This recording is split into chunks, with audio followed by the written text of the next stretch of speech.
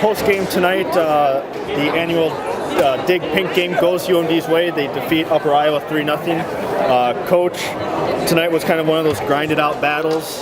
Certainly in the second and third sets, you couldn't really close them away, and it took opportunity after opportunity. But at the end, you guys did it. What makes Upper Iowa so tough of a team to play?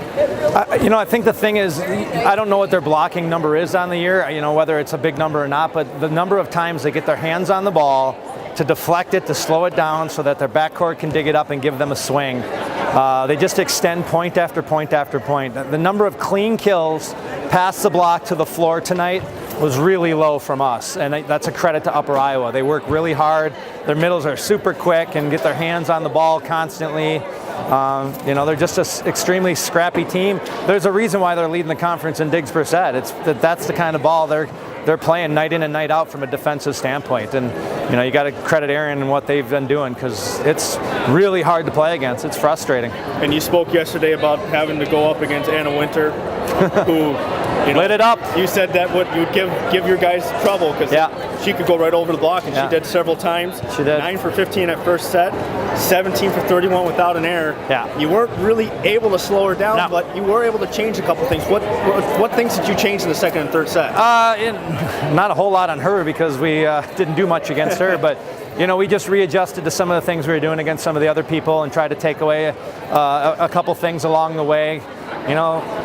You can survive usually if one kid goes off, but you limit the other four, and I felt like we did a pretty good job across the board with the rest of them. But to go 17 with no errors, that's an incredible night for her. And right from the get-go, she was ripping the ball across court, and we knew we were in trouble, because if she's going to hit that shot as well as go over the block, it's going to be a long night for you. And that's pretty good on her part, since you guys have one of the better blocking teams in the NSIC and in the country. So for her to do that, kind of a testament to her. Oh, absolutely. Absolutely. Great job. Setter gave her good balls.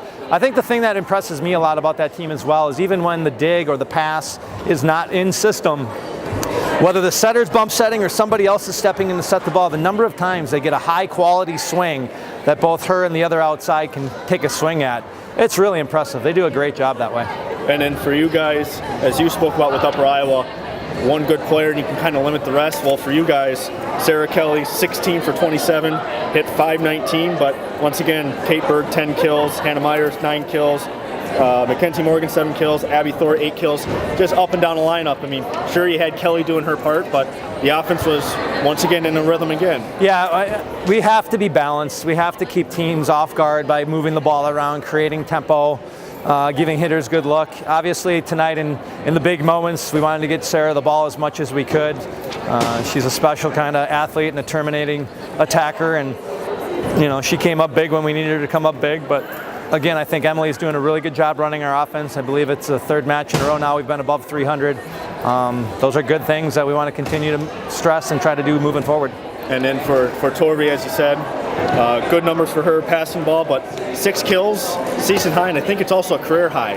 Wow. Is that something that you might want to look forward to? I know there was one where she had a dig, and Sydney set it, and she was right there, took a nice little, kind of gathered herself and got a good swing on the ball. I mean, I like that swing a lot, because it was actually, I think it was Kate that set across the court to Emily.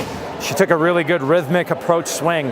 The one I didn't like was later on when she turned to hit a ball at 19-16 that she could have just as easily just shoved to the floor and we go 20-16. Instead, she hits it out. We're at 19-17. So, I'm always looking for that, limiting of mistakes in those key moments. So as happy as I am, and it's huge when we have the opportunity for her to be an attacker like that. That's great, because we need her to keep teams on their toes, and she did a good job, but she'll learn from what she did there at the end as well. And then just kind of wrapping things up, it's over at Romano. You're going to be gone for quite a while. You got 4 games now they're on the road. What do you guys take out of this kind of long stretch that you've had at Romano for quite some time, and just kind of adjust that into your game plan coming in for this next couple weeks? I think it's helped us get into a routine and develop a confidence in who we are and how we want to play, what we need to do to be effective. Now we got to flip the mentality and kind of become road warriors and rally around our own team, and it's us against the world while you're there, and go into environments that are like this where everybody's cheering for the other side, and find ways to go in and make it difficult for those teams when you're there. So the good news is in 3 weeks we will be back here to finish the season, regular season wise, and we love playing in this building for sure, but we got to find a way to try to win some matches on the road now. Wonderful. Well, thank you for your time, Jim, and congratulations on the win. Thank you.